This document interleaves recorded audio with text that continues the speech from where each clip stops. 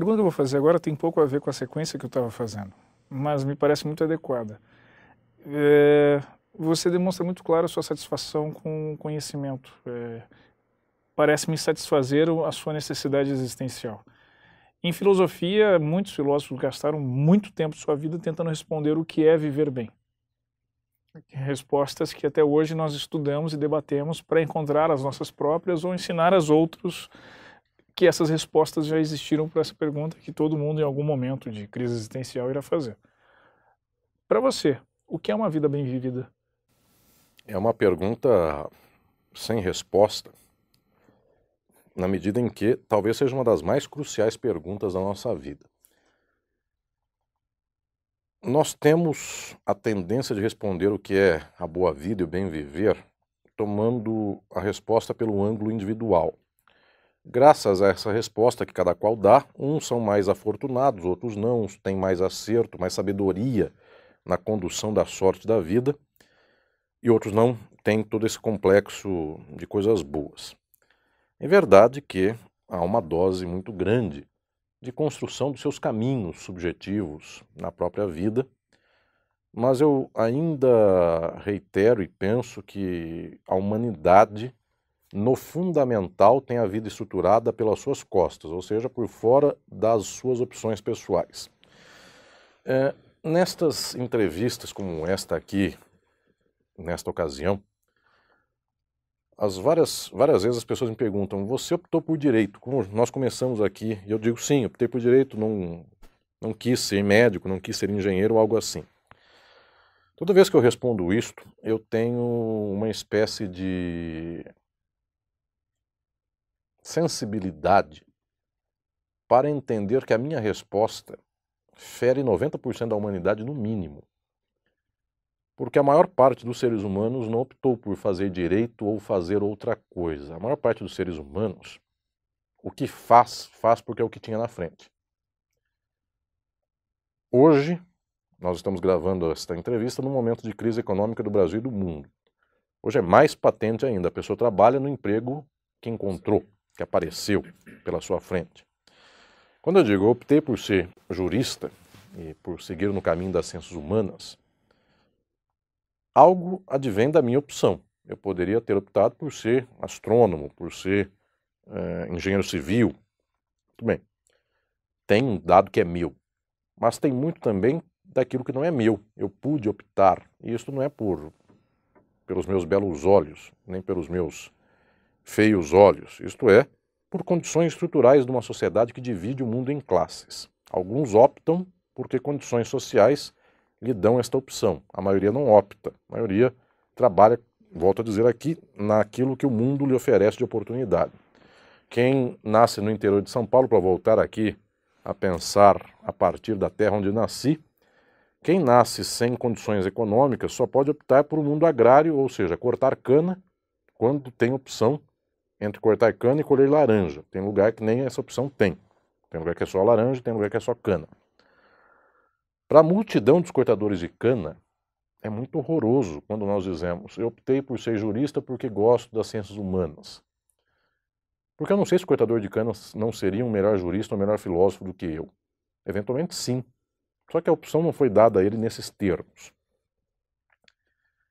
Nesse sentido de formação pessoal, o bem viver envolve necessariamente uma métrica de que as pessoas têm que se arrancar na vida no solo de onde se levantam.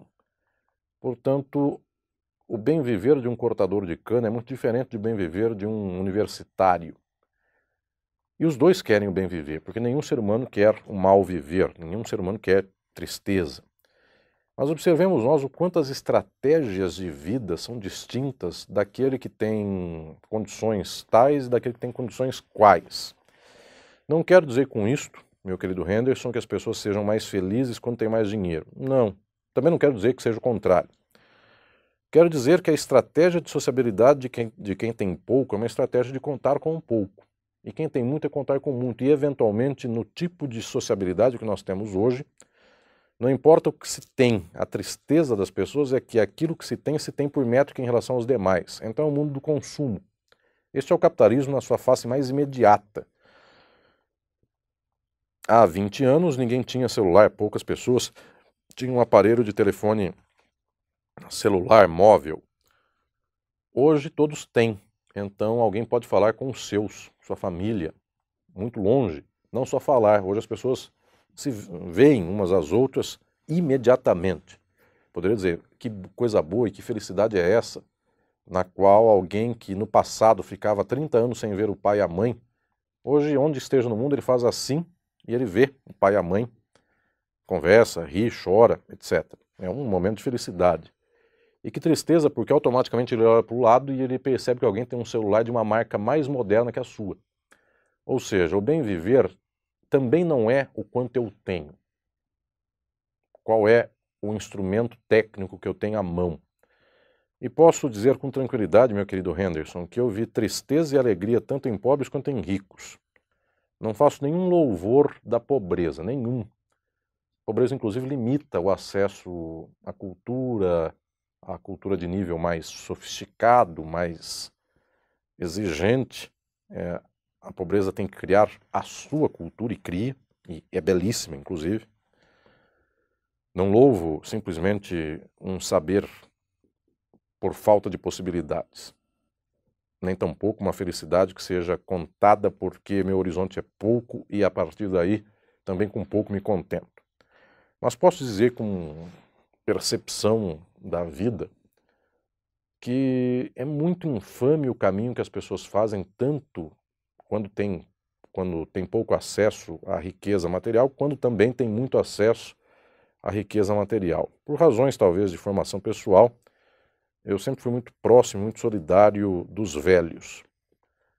Quando muito jovem, isso é criança, ainda 11, 12 anos, eu por conta própria visitava um asilo de velhos na minha cidade, numa cidade contígua à minha cidade Catanduva. Catanduva faz conurbação com umas poucas cidades, enfim, forma uma mancha urbana um pouco mais extensa. Pindorama é uma cidade que é quase a mesma coisa que Catanduva, é uma mesma mancha urbana. Por lá havia um asilo de velhos, que era talvez o mais pobre da região. Eu frequentei por muitos anos esse asilo de velhos, não conhecia nenhum daqueles velhos ou velhas que estavam por lá. Ia por conta própria, frequentava aquele espaço para conversar, para fazer algum trabalho de auxílio, muitas vezes para fazer alguma coisa como cantar, juntava-se um grupo para cantar para os idosos. Eu pude perceber o que era a velhice de quem não tinha praticamente nenhum amparo, só tinha um asilo para poder dar um teto. Velhice péssima.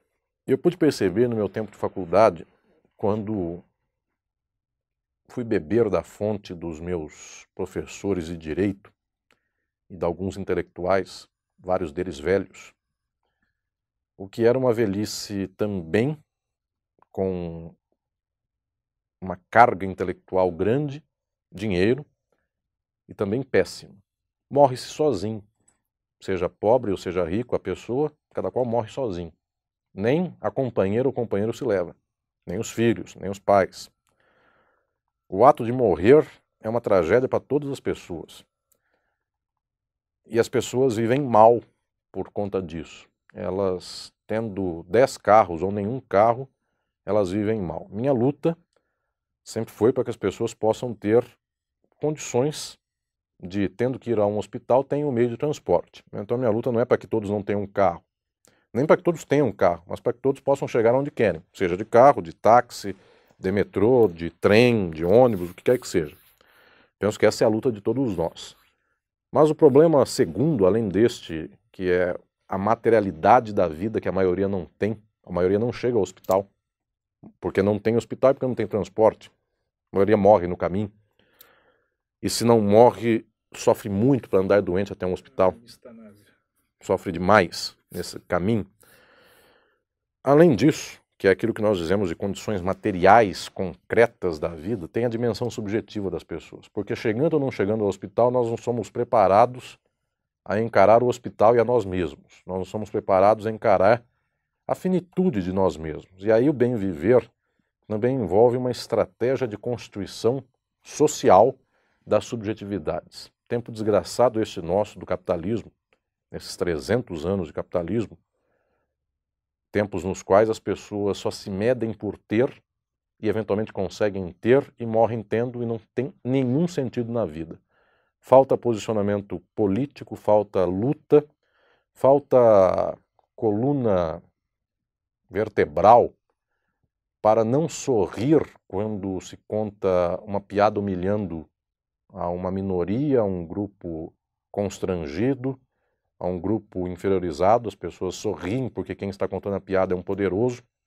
E nós precisamos de mínimo de coluna ereta para não tombar, para não se voltar a fazer essas indignidades. E as pessoas, por causa disso, precisam muito de ruga no rosto, mas muito, porque sorrir a toda hora no mundo de horror é uma espécie de chancela dessa absurda forma de vida.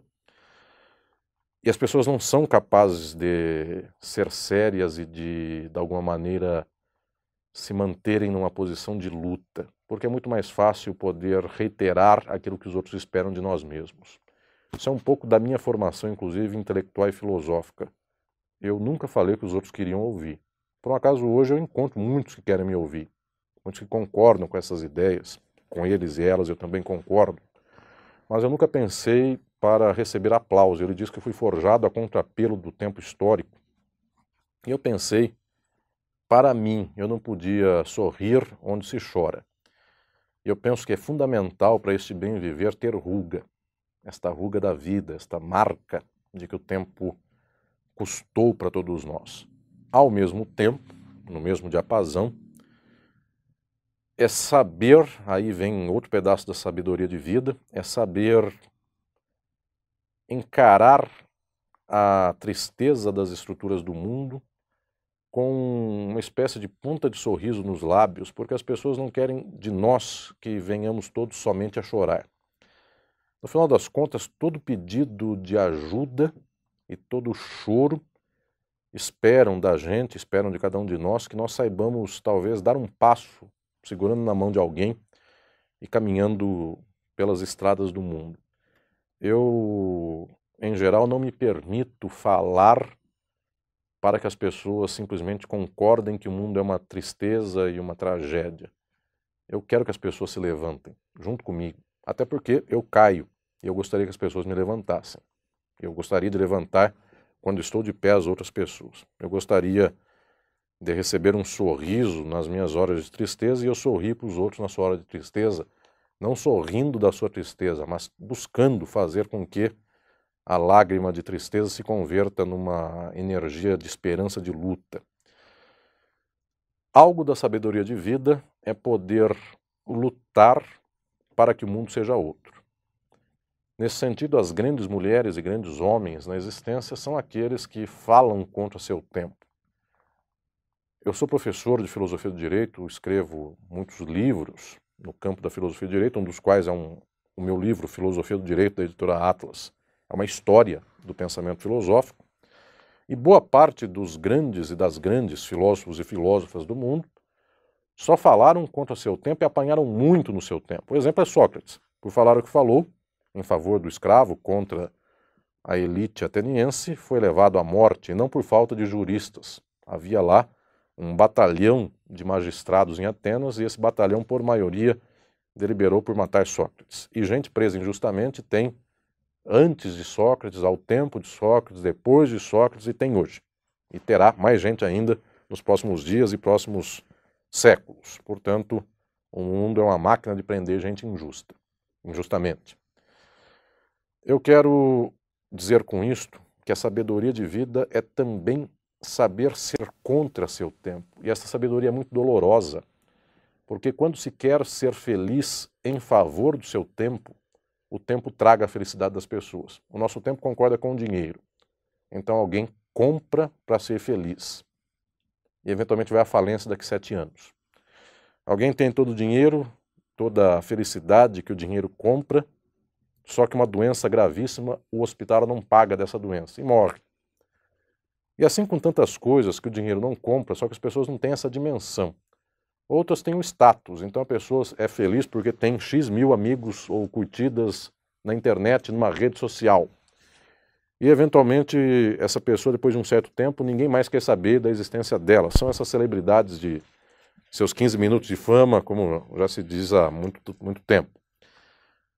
É viciante, é quase um narcótico alguém ter que, depois de um certo tempo, fazer pirueta ou ficar inventando coisas para que os outros possam curtir nessa máquina de uma certa fama a todo custo e que quer dar às pessoas o que elas querem ouvir. É quase um círculo aqui de gente que corre atrás do seu rabo para que o mundo possa ser sempre o mesmo.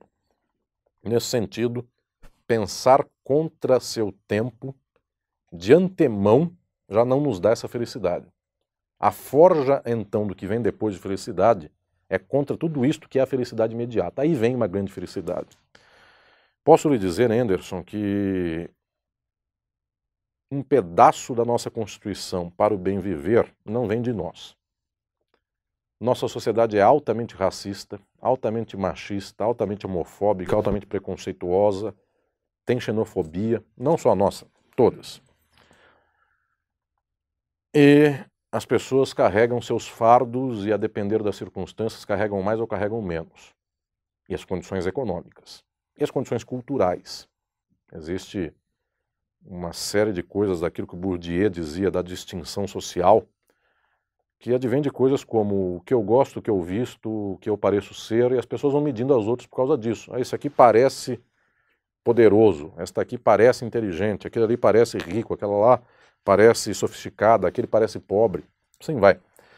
E esse parecer, esse transparecer vai gerando um estado de condição de vida. Contra isso é preciso lutar.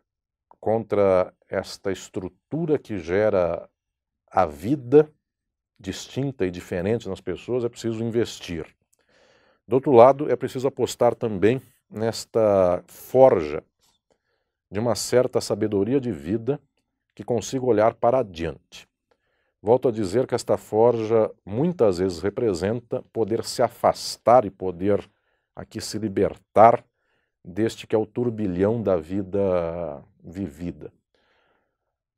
Para não dizer só em termos de filosofia crítica, que é aquela que é o meu caminho, eu vou trazer aqui um exemplo do velho Heidegger, que dizia que uma das características da existência inautêntica é o falatório. Esse conceito da década de 1920, de 10 para 20, quando Heidegger escreveu Ser e Tempo, esse conceito é central até hoje.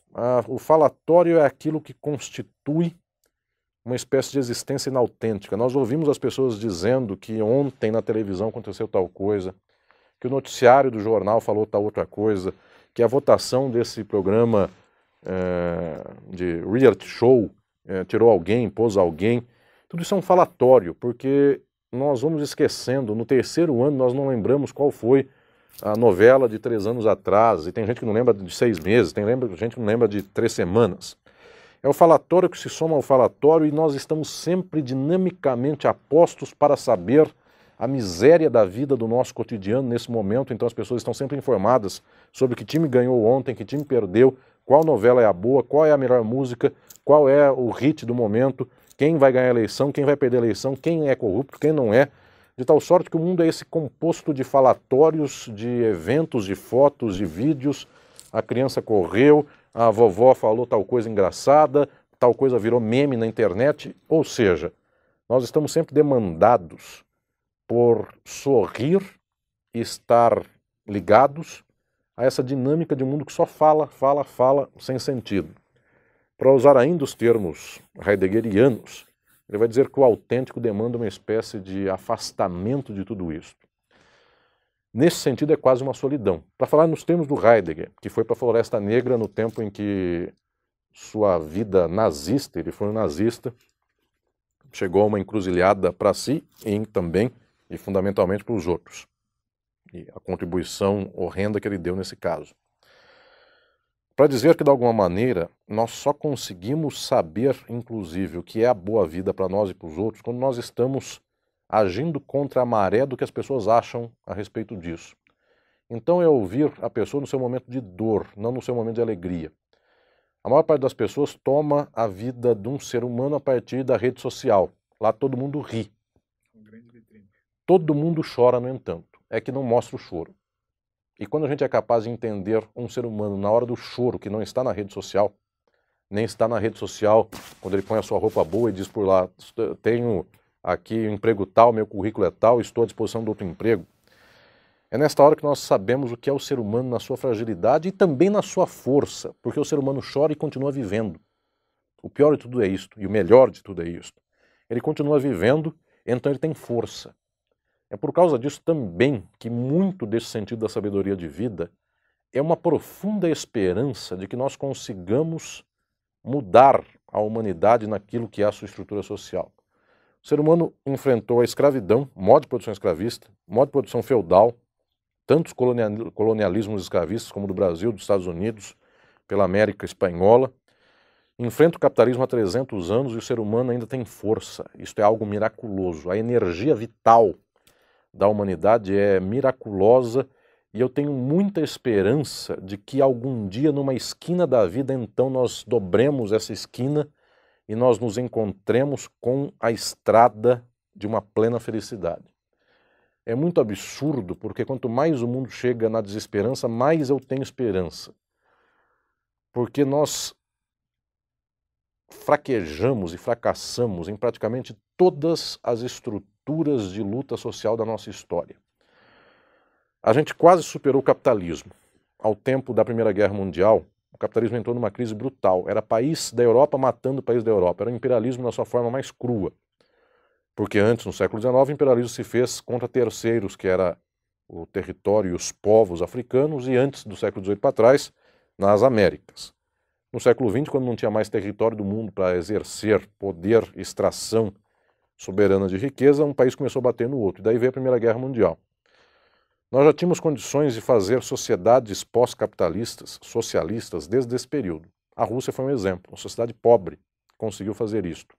A Alemanha conseguiria também, mas foi destroçada na sua luta. Lembremos de Rosa Luxemburgo, que foi violentamente assassinada pela sua luta por um mundo melhor.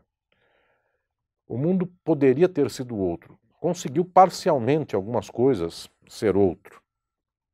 No entanto, nós fraquejamos. Não que fraquejamos.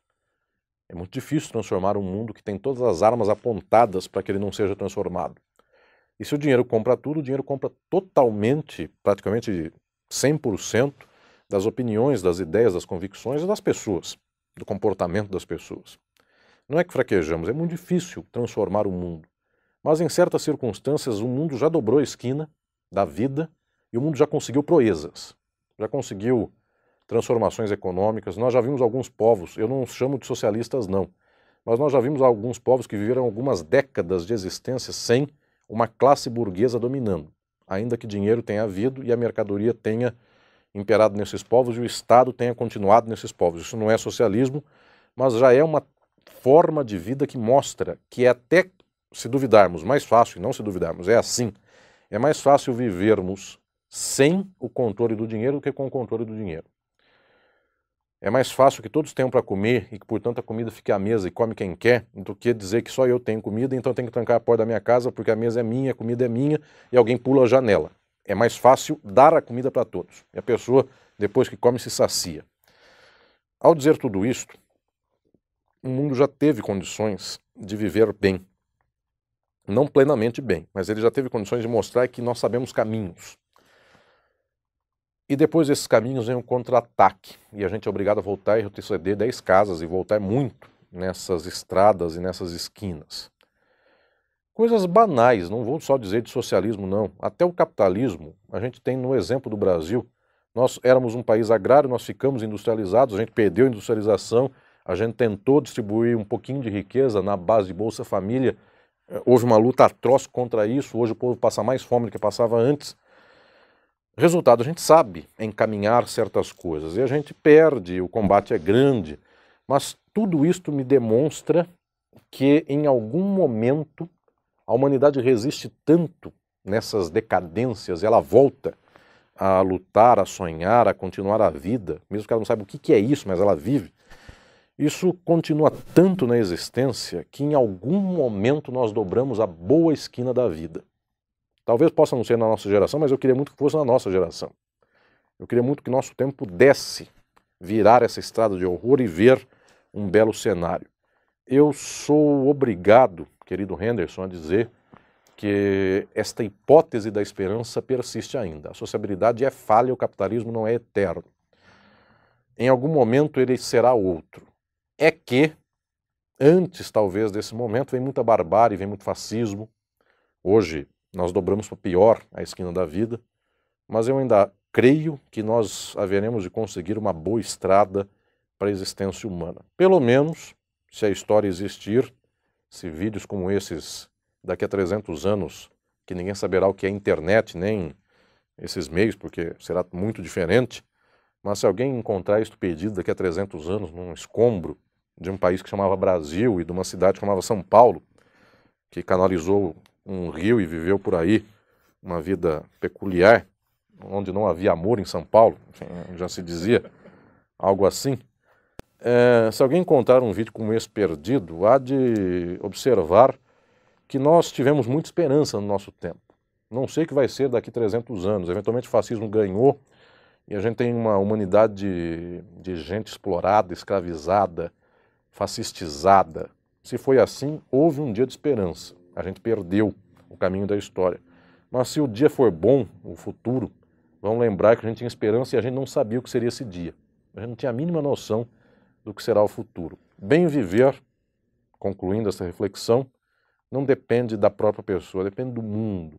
Muito disso eu queria que fosse o bem viver de todos, para que então cada qual pudesse escolher o seu pedaço do bem viver. É óbvio, concluindo todo esse caminho, que eventualmente o meu bem viver é muito também do meu gosto, do meu modo de forja pessoal. As pessoas não necessariamente gostariam do meu bem viver.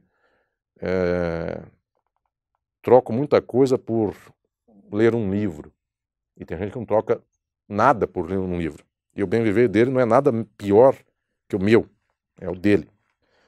E troco um punhado de música falando muito por música erudita, mas é o meu gosto, não é o do outro.